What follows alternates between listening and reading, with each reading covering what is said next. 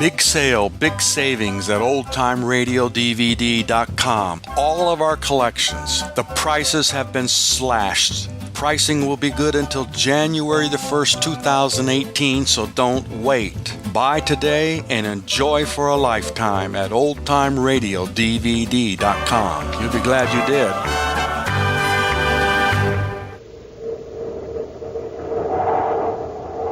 Rice Chex and Wheat Chex, the bite-sized cereals in the red and white checkerboard packages, present Space Patrol!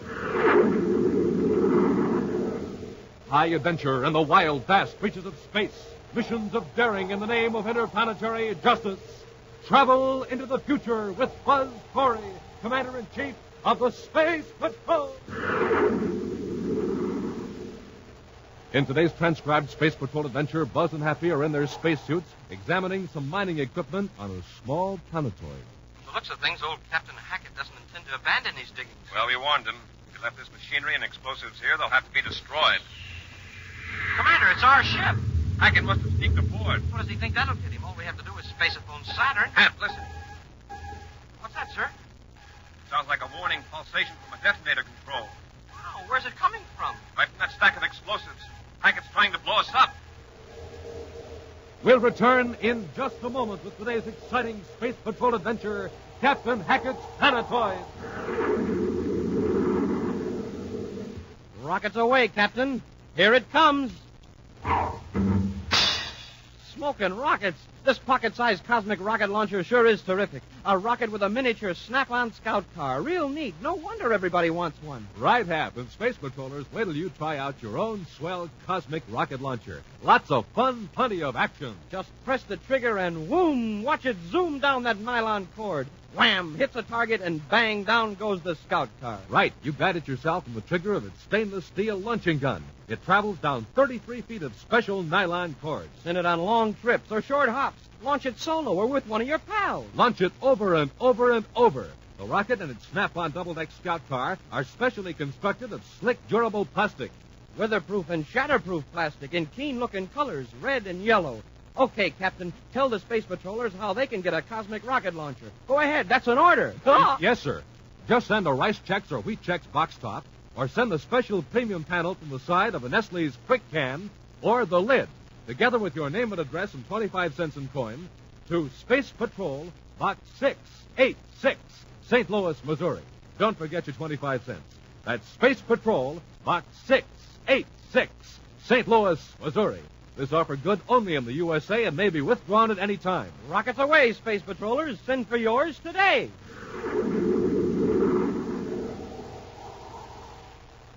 And now, today's Space Patrol adventure, Captain Hackett's Planetoid.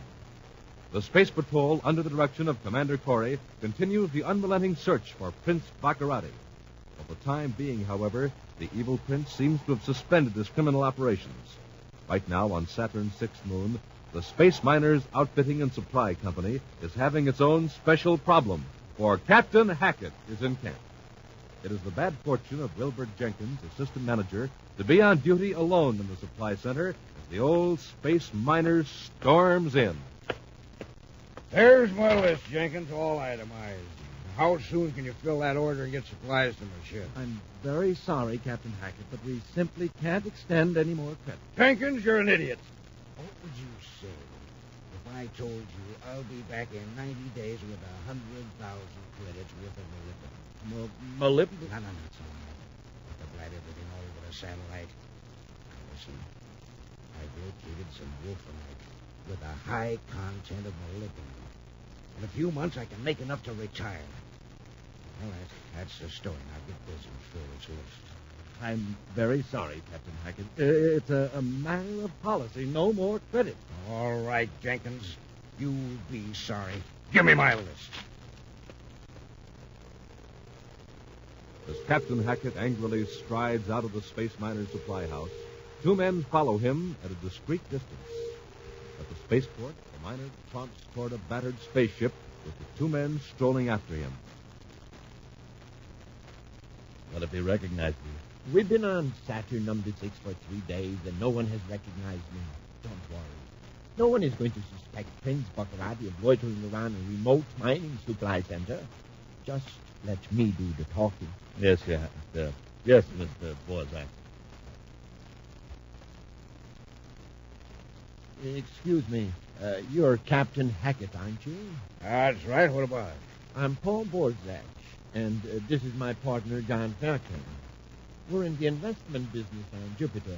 Perhaps you heard of me? Borzak, huh? Nope, never did. I couldn't help overhearing. I thought perhaps you and I might work out something together. What do you mean by that? Just this.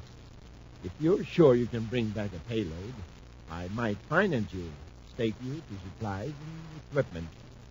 And for what percentage of the profits? What do you expect to make on your first payload? Oh, 100,000 maybe.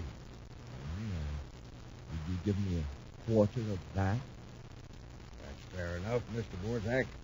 How much will you need to outfit your ship and settle your account with the supply company? Altogether, 4,500 credits. All right. Captain, here are 5 1,000 credit notes. Go back to the center and get what you need. Okay, Mr. Borzak. Wait till Jenkins sees this. Oh, just a minute, Captain. I'd prefer that no one else knew that I am backing you. Yeah, I know what you mean. Every dead bee on the sixth moon will be after you for a handout. Now, don't worry, Mr. Borzak. I'm good at keeping secrets. You have to be in this business. Yeah, Hanny. What next? When he blasts off, we'll trail him in another ship. We'll find out where he gets that wolfenite ore. An accident will happen to Captain Hackett, and I'll have his secret all to myself. Far off the regular space lanes, the Terra 5 roars along in a sweeping vector over the Saturn orbit. Buzz and Happy intently watch the viewscope screens as the scanning beams probe the blackness that surrounds them. I think I've got it, sir. Yep, it's an asteroid, and a big one. Check the space coordinates, Hap. Yes, sir. The baby we're after will give a close inspection. Might even be worth sending some lab ships out to make tests. Yes, sir, but why bother to make tests if it's going to be blown up? The experts might be able to tell where it originally came from. Some of the Neptune astronomers think it might not be a part of our solar system. Maybe a wanderer from another system. Well, it got caught in the gravity field of our sun. Yes. If it was thrown off by another system, our scientists want to sample it. Whatever force kicked that planetoid in our direction sure must have given it a terrific wallop. Hap, look at the screen. But the ship is landing on that asteroid. Maybe the lab ship is ahead of us. Yeah, it's not a lab ship, Hap. It's like a small cargo ship. What's a cargo ship landing there for? Must be a tramp ship in trouble. I'll increase our velocity, Hap. You try to contact them by spacephone. Repeated calls by Happy failed to bring any response from the ship landed on the tiny planetoid. Moments later, the Terra 5 settles down on the mysterious mass of metal and rock close to the small cargo ship. Commander, look. Somebody's coming toward us. Well, I might have known it. What do you mean, sir? I recognize that ship now. It belongs to Captain Hackett. He's been prospecting for years in the asteroid belt. If anybody would find this offbeat chunk of rock, Captain Hackett would be the man. Oh, a space miner. Turn on the space phone. Yes, sir. Commander Corey aboard Terra 5 calling Captain Hackett. Do you read me, Captain? Yes, Commander, I read you. I tried to contact your ship. Having trouble? Until you landed. Can't a man work his diggings without the space patrol barging in? What's wrong now? Better come aboard, Captain, and I'll explain. Corey out. It doesn't sound as though he likes you. Or the space patrol either. That's his general attitude toward everybody, huh? Well, there's the warning light, sir. He's in the airlock. Open the inner hatch. Yes. Welcome aboard, Captain. Captain Hackett, this is Cadet Happy. How do you do, Captain? May I ask what you're doing in this planetoid, Captain? Doing a little prospecting. And I got a right to. This is my planetoid by right of discovery. I've already filed my claim. The papers are in my ship. Now, anything wrong with that? No, nothing's wrong. But it might be dangerous to stay here. What do you mean, dangerous? Captain, I'm sorry, but this planetoid is going to be blown up with a cosmic bomb. Blown up? What for? Because of its eccentric orbit. In a few days, it'll cross the orbits of the inner planets. So what? It won't be a menace to space travel? That's where we disagree, Captain. It'll pass close to the sun. A tremendous gravity pull will hurl it into a new orbit. It's an unstable orbit. It'll be a menace to artificial satellites circling Mercury, Earth, Terra, and Venus. No telling how much damage it'll do before it finally spirals into the sun. I won't have it. This is the biggest strike ever made in my life. Now you say you're going to blast it with that cosmic bomb. Strike? What kind of a strike? Wolfenite, richest ore I ever saw. Why, there's millions of credits worth of molybdenum right under this ship. Captain, listen to me. I'll have a lab ship come here and make some tests. If there is valuable ore here, you can put in a claim to the government for a reasonable amount. Reasonable amount? Well, 50 million credits would be a reasonable amount. Captain, with your present equipment, could you get 50 million credits worth of ore out of here before the Planetoid crashes into the sun, say in 10 days? Why, no, of course not. So whether we bomb the Planetoid or not, it'll be destroyed. Keep that in mind. I'm sure you'll get a fair indemnity if you cooperate. Well, if you put it that way. There's a lab ship on Saturn Moon number 6. I can have it out here for tests in a few hours. Saturn 6? Why, that's... I was thinking maybe I could file my claim on Saturn 6. Fine. Now, for your own safety, Captain, I suggest you stay clear of this planetoid until you hear from me. I'll stop off at Saturn 6 and make arrangements for the ore tests. Later, in a small room at a small space hotel on Saturn 6, Captain Hackett explains this recent turn of events to his backer, a man he knows as Mr. Borzak, but who actually is Prince Baccarati. Baccarati's accomplice, John Feldkamp, squirms uncomfortably at the news. Baccarati, alias Borzak, seems unperturbed. Captain, didn't it occur to you that you are being taken advantage of? Cheated? Huh? What do you mean? How do you know this planetoid goes spiral into the sun and be destroyed? Why, Commander Corey said so. Of course. Now, suppose the government pays you a few thousand credits and then proceeds to mine the minerals itself. And suppose the planetoid doesn't strike the sun. You will have given away your fortune. Well, Corey always impressed me as being honest. Every man has his prize, Captain. And in this case, millions are involved. Now, wait. Corey didn't know there was anything valuable there. Are you sure he didn't? Anyway, isn't that strange that Corey was suddenly so anxious to have you file for damages? Yeah. He wants you out of the way. Cheap and late. Well, I don't know. Captain Hackett, where is your famous shrewdness, your knowledge of man? Why, I heard that nobody could put anything over the intelligent Captain Hackett. Nobody's gonna put anything over on me, especially the Space Patrol. I'll fix them. I won't sign anything. And what's more, I'll take care of Corey. See you later, gentlemen. Oh, wow. Captain's really mad. Yeah, but how's that going to help us? You know Corey wouldn't lie. Space Patrol really will blow up that planet. Of course. We'll lose out on a valuable ore. But we'll soon be rid of support. I don't get it yet. Captain Hackett is furious. He'll go all over the supply center making threats against Commander Corey. Yeah, but he won't carry him out. He's just a big bag of wind. Yes. But suppose something does happen to Corey, who do you think will be blamed? Your Highness, you're a genius. Near the spaceport on Saturn 6 is a small building reserved for Space Patrol personnel. After arranging for a lab ship test of Captain Hackett's planetoid, Buzz and Happy say goodnight in the corridor, and Buzz goes to his room. As he turns on the light, a man wearing a mask points a paralyzer ray gun at him. Hold it, Corey. Don't push the gun. Hold it, Corey. I warned you. Now watch this closely, Commander. There's nothing you can do except look. You know what this is? The gas cylinder. Full of tetramethanite gas under pressure. Used in mining operation and it's poison. I didn't know that before. You will in a moment. Just put the cylinder on the floor. Excuse me. This gas works fast. Goodbye, Commander.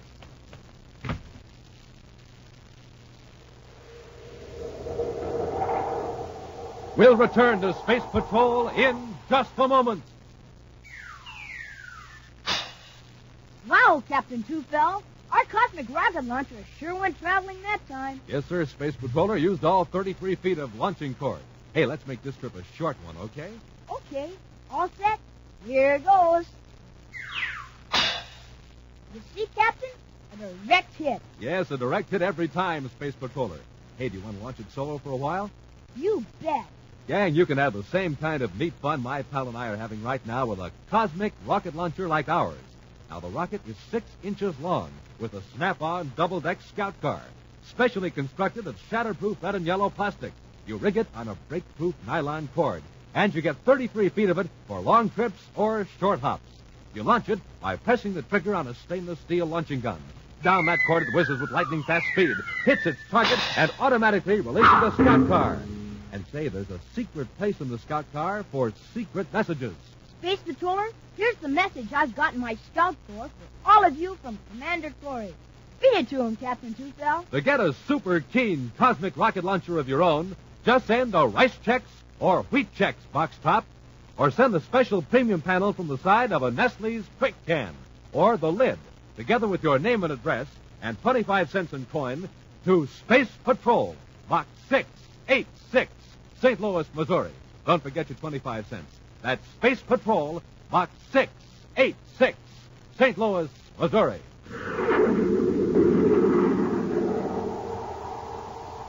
And now back to our Space Patrol adventure, Captain Hackett's Planetoid.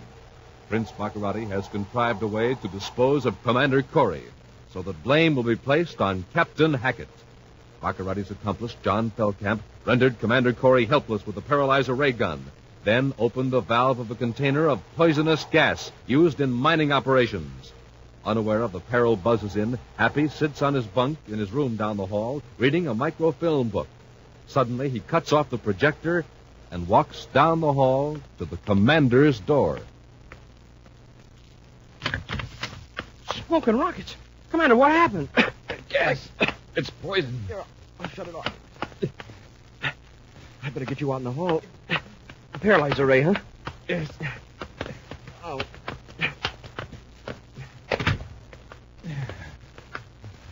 That's better. You got here just in time, Happy. I forgot what time you wanted me to report in the morning. I just came down to find out. Well, this is one time I'm grateful for your lapse of memory. Same here. Who did it? I couldn't tell. He was wearing mining clothes. He wore a mask. You can let go of me now, Hap. I can stand up on it. Yes, sir. What kind of gas was that? Tetramethanite. Miners use it to test for certain minerals. The gas in there is partly dissipated by now. If you get the cylinder out of the room, we'll take it over to the supply center and see if we can trace the serial number.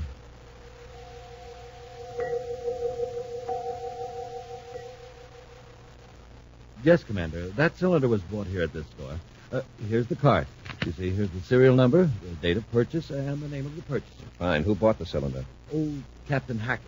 Captain Hackett? Well, Hackett seems to be getting careless with his supplies. Well, come on, Happy. Let's get back to our quarters. Thanks, Mr. Jenkins. Anytime, Commander. Commander, Hackett must be crazy to do what he did. It wasn't Hackett, Happy. Sure, I'd recognized Hackett's voice. But, Commander, when we last saw Hackett, you and he were almost pals. Why did he change? Let's ask Hackett. He's probably headed for his planetoid. Sir, the ship's not ready. The maintenance crew will be working on it for another 3 hours. We'll check out in a small lunar job.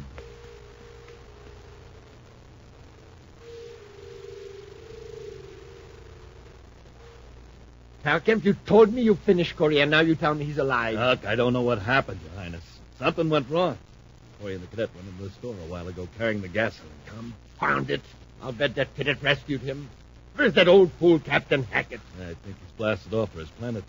We've got to get him before Corey has a chance to talk to him. Yeah, but Hackett doesn't know he tried to do away with Corey. Of course not. But suppose Corey looks us up to check Hackett's story. He'll recognize you. Exactly. Corey's still on Moon 6. Crew's working on his ship at the port. Come on. We'll get to the spaceport. We've got to make sure Corey never finds Hackett alive.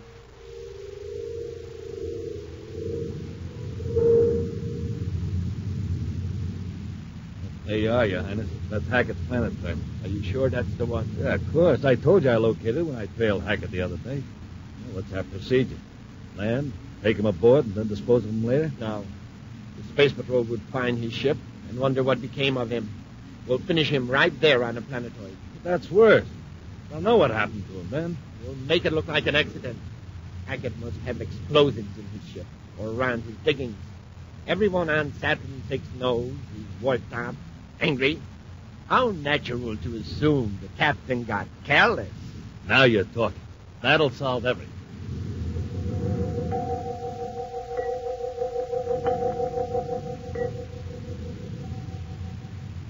Say, Commander, suppose Hackett isn't just a hot-headed guy who popped off. Suppose that fellow in the mask was a pal of Hackett's. It's a possibility, Hap. You'll soon know. Elsewhere, Prince Baccarati's space cruiser lands on Hackett's Planetoid near the miner's cargo ship. After a brief space-phone conversation, Captain Hackett enters the airlock, opens his helmet face piece, and glares at the men in the ship. How did you find this planetoid, Borzak? You can't expect to keep this secret indefinitely, Captain. After all, the Space Patrol knows about it. Yeah, that's right. Why did you come here? I've made up my mind to work my claim until I'm forced off. I'll make an issue of it. You men back me, so it's only fair to warn you. In case you don't want to get involved with the Space Patrol. You can work this claim by yourself? Sure, I got machinery and explosives. It works. Oh, you plan to use explosives, eh? I'll probably have to. I've got electronic detonators, Mr. Borzak. I can set them on the charge, walk away a few hundred yards, press a switch, and boom. Very interesting. I'd like to see this equipment. Well, the portable control mechanism's in the ship. But the rest of the stuff's down there in that crater-like depression where all the heavy equipment is. Your Highness, look at the view scope. Ship. It's coming right toward us. Now let them come. I'm staying right here. Say, wait a minute. Feldkamp, what did you call him? Your Highness? Why, Yes, Captain. He did call me by my rightful title. I'm Prince Baccarati. Baccarati? Crook. I thought your face looked familiar. Wait a minute. You were lying about Corey. Yes, Captain.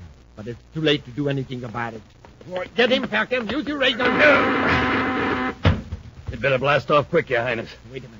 We still have time to carry out our plan. Falcon, close Hackett's space helmet and ferry him down into the crater, below the mining equipment. Okay. Then get the detonator control out of Hackett's ship. You can hide behind those rocks over there. Then I'll blast off. Wait a minute. You mean you're leaving me here? Just for a short time. If that ship lands and someone gets out to investigate, you blow out the explosive. Then I'll come back and get you. How can I be sure? Well, even if I don't, you still have Hackett's ship for a getaway, or even the ship that's now on its way. I still don't like it. I've taken all the risks. That's the way it's going to be. Now, get Hackett out of here. I want to blast off before that other ship sees me. By the time Commander Corey lands the small lunar ship on the planetoid, Prince Baccarati's cruiser is a tiny speck, almost invisible, in the black void of space. When Hackett fails to answer their spaceophone call, Buzz and Happy get out of their ship and in their spacesuits make their way across the rough, rocky surface toward the stacks of supplies and mining equipment. Just like Hackett to hide out. Maybe he's down the crater setting up drilling equipment. Commander, it's our ship. Somebody sneaked aboard it and blasted off. Captain Hackett. What does he think that'll get him? All we have to do is space upon Saturn and... Hey, we can take off after him in his own ship. It'd be faster anyway. Hap, listen. What's that, sir? Sounds like a warning pulsation from a detonator control. Detonator control. Where's it coming from? Right from that stack of explosives. Hackett's trying to blow us up.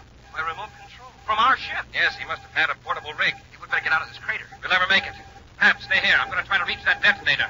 What? On top of the explosives. If I can break that control circuit. Can you locate the switch? I hope this is the right one. Keep down.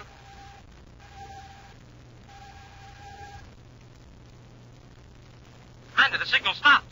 If nothing happens in 5 seconds, we're safe. 1, 2, 3, 4.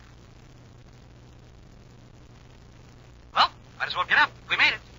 Yes. Hate to know by how many millionths of a second. Well, you're taking this calmly. Well, I figured you knew what you were doing. Now... Hey, Commander, look.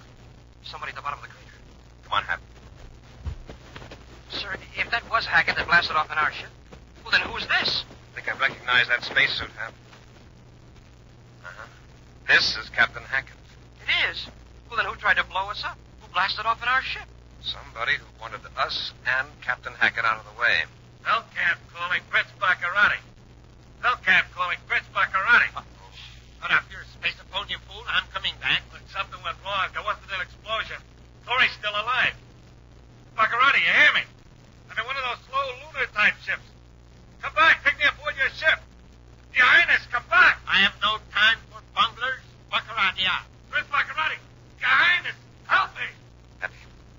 still be alive. We'll get him aboard his ship and blast off after that lunar job.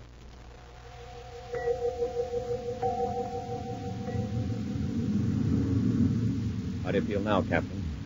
All right, Commander. Why, we're aboard my ship. That's right. Commander, I owe you an apology. I was a fool. Commander, there's that lunar-type ship. We're gaining fast. It's Belcamp. Hellcamp. That's Baccarati's partner. They lied to me, Commander. I know. Watch out for Baccarati. He's a slick one. Unfortunately, Baccarati isn't in that ship. Just got Belcamp to deal with. Turn on the space phone here. Commander Corey, to Belcamp aboard lunar-type ship S687. Corey to Belcamp. We've got you in our view scope, and we're gaining on you fast. What's your decision? I'm waiting, Belcamp. Belcamp, Commander Corey. I'm giving up. I cut off all rockets. What about Baccarati? Where's he headed? I don't know. That's the truth. If I knew, I'd tell you. You double-crossed me. Stand by to board this ship, Belcamp. Corey out. Commander, I owe you and the cadet plenty. You saved me from Baccarati and his pal. All along, you were trying to help me. I went around saying those lies about you. Forget it, Captain. You were deceived, that's all. Sure, and you were worried about losing that planetoid. That's right. Something that important would upset anybody. Oh, well, maybe it's all for the best. I used to envy fellows that struck it rich. People would point to them and say, there's so-and-so, king of uranium. Or, look, that's the king of cobalt. That's what I thought I wanted. Yeah, but how many people can say, there goes Haggart, the king of the molybdenum? No, Happy, it's molybdenum. Molybdenum.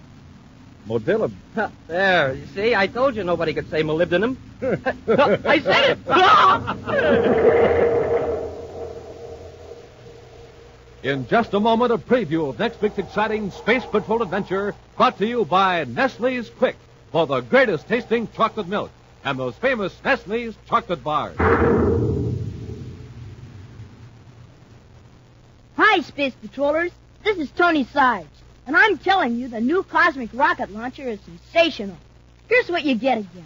A break-proof plastic rocket and scout car. 33 feet of tough nylon cord. And a stainless steel trigger. Fire it and wham! The rocket shoots to its target and automatically releases the scout car in midair. Fast? Wow! The only thing faster is the way Nestle's Quick disappears. Honest, Quick makes milk so chocolatey, so delicious. Just like Nestle's chocolate bar. You want it all the time. To make the best chocolate milk in the universe. And get that cosmic rocket launcher. Just do this. Ask your mom to buy the brown and yellow can of Nestle's Quick. Then send the premium panel from the label or lid from the Nestle's can or a Rice Chex or Wheat Chex box top together with your name and address and 25 cents in coin to Space Patrol, Box 686, St. Louis, Missouri. That's Space Patrol, Box 686, St. Louis, Missouri. And hurry. Now, a preview of next week's exciting Space Patrol adventure. Buzz and Happy, wounded in a fight with two of Baccarati's agents, have collapsed before the open door of a huge spaceship hangar on the planet Venus. The storm's getting worse, Commander. Crawl inside that hangar and close the door. We'll be safe. Dust. I can hardly breathe. In a minute, we'll have a thick 80-ton door between us and the wind. Keep going, Hap. A few more feet. Commander, the hangar door. It's closing. Move fast, Hap. I can't. Hurry. We're right under the door. If it hits us, we're finished. Be sure to join us next week for the thrilling story, The Capture of the Red Falcon. Space Patrol, created by Mike Moser, starring Ed Kemmer as Commander Corey and Lynn Osborne as Cadet Happy, was written by Lou Houston, produced and directed by Larry Robertson, executive producer Mike Devery. Other players were Bela Kovach, Norman Jolly, Ken Mayer, and Tony Sides. Dick Tufeld speaking. Now, don't forget to tune in next Saturday and every Saturday for daring, exciting adventure on Space Patrol. Space Patrol was brought to you today by Rice Chex and Wheat Chex, the bite-sized cereals in the red and white checkerboard packages. Be sure to see another exciting Space Patrol story on your local ABC television station. Consult your newspaper for time and channel. This program is broadcast for Armed Forces Overseas through the worldwide facilities of the Armed Forces Radio Service. Space Patrol came to you transcribed from Hollywood. This is ABC Radio Network.